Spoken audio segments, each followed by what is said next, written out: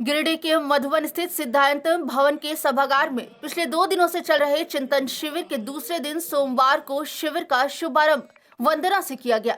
इस दौरान शिविर के पहले सत्र को पार्टी के राष्ट्रीय नेता रणदीप सुरजेवाला ने संबोधित किया, लेकिन दूसरे दिन चिंतन शिविर में सबसे बड़ा धमाका पार्टी के सीनियर लीडर सह पूर्व केंद्रीय मंत्री सुबोध कांत सहाय ने यह कहकर किया कि हेमंत सोरेन और प्रदेश कांग्रेस में समन्वय और तालमेल का जो दिख रहा है और जिस मकसद के लिए इन 3 दिवसीय चिंतन शिविर का आयोजन किया गया है, वह मकसद सरकार और संगठन में तालमेल के अभाव के कारण 2024 के चुनाव में पूरा होता नहीं दिख रहा।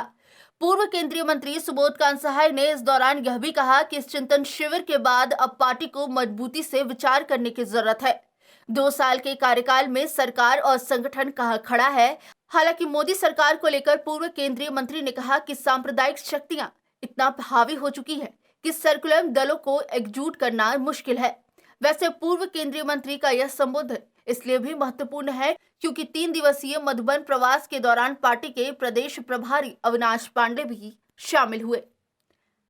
गांधी आज़ादी विचारधारा, गांधी और कांग्रेस,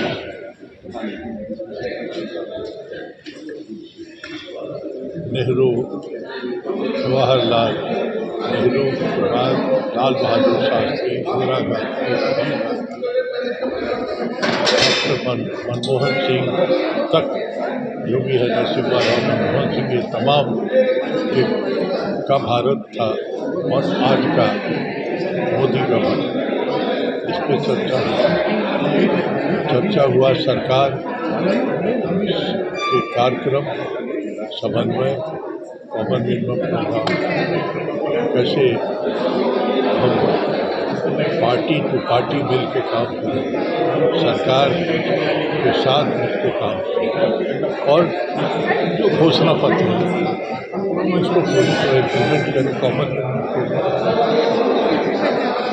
तो मैं समझता हूँ कि वैचारिक रूप से एक संगठन को मजबूत खुराक मिला है। उसके बाद हम लोग फिर नीचे जाएंगे,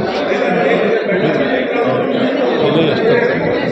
तो ये प्रक्रिया, क्योंकि विचार अगर आपके मन में नहीं तो किस बात का संगठन और कैसे संगठन वैचारिक रूप से लैस करने का वो हम लोग करने का सफल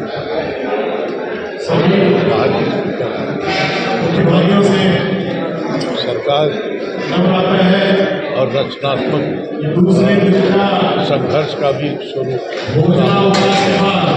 आज चिंतन शिविर का दूसरे दिन को हम लोग अटेंड कर रहे हैं और उसमें हमारे जो राष्ट्रीय इंचार्ज हैं, जो मीडिया एंड कम्युनिकेशन के, आदरणीय रणदीप सिंह सुरजेवाला जी, हमारे प्रशिक्षण के चेयरमैन हैं आदरणीय सचिन राव जी, हमारे मंत्रीगण आदरणीय डॉक्टर रामेश्वर राव जी, आलमगीर आलम साहब, सभी लोगों ने संबोधित किया है। कुछ लोगों ने वर्चुअल माध्यम से किया, कुछ ने एक्चुअल तरीके से किया है और हम लोग लगातार उन विषयों पर चर्चा कर रहे हैं। जो रविंद्र कुमार जी पूर्व कुलपति इग्नू से आए थे, जो रमेश शरण जी पूर्व कुलपति विनोबा विश्वविद्यालय के हैं, उन सभी लोगों ने गांधी से लेकर के अब तक की बातें कही है और कैसे आर्थिक रूप से झारखंड समृद्ध हो सकता है, उस पर चर्चा हुई है और इन सारे चर्चा को हम लोग समाप्त करेंगे। कल हम लोग पूरी चीज़ों को एक साथ इकट्ठा करके, आज अभी शाम में जो है ग्रुप डिस्कशन होगा, सभी लोग अपनी अपनी बातों को रखेंगे। हर जिले के लोग आए हैं, जिलाध्यक्षगण हैं, विधायकगण हैं, मंत्रीगण हैं, सब अपने अपने तरीके से अपनी बातों को रखेंगे। उसको हम लोग चिंतन में निकालेंगे, उसका मंथन करेंगे कि क्या होना चाहिए, जिससे जो हम लोगों ने मैनिफेस्टो में वायदा करके सरकार बनाने का काम किया है, उन आकांक्षाओं को कैसे पूरा किया जाए, सरकार के साथ समन्वय बना करके उस पर चर्चा हो। न्यूज विंग के लिए रांची से मनीष झा की report.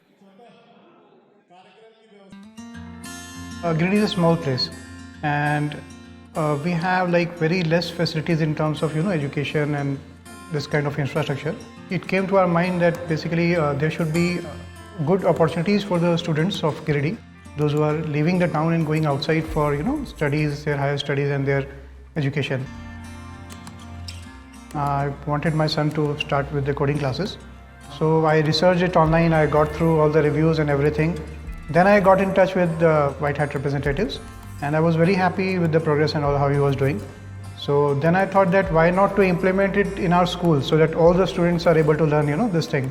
I started coding because we can make our thoughts real. We can interact with the computer. White Hat Junior is helping me to create a web browser. And I think on this part, White Hat is actually leading, on this coding platform. It is definitely a very good platform and one should implement in every school.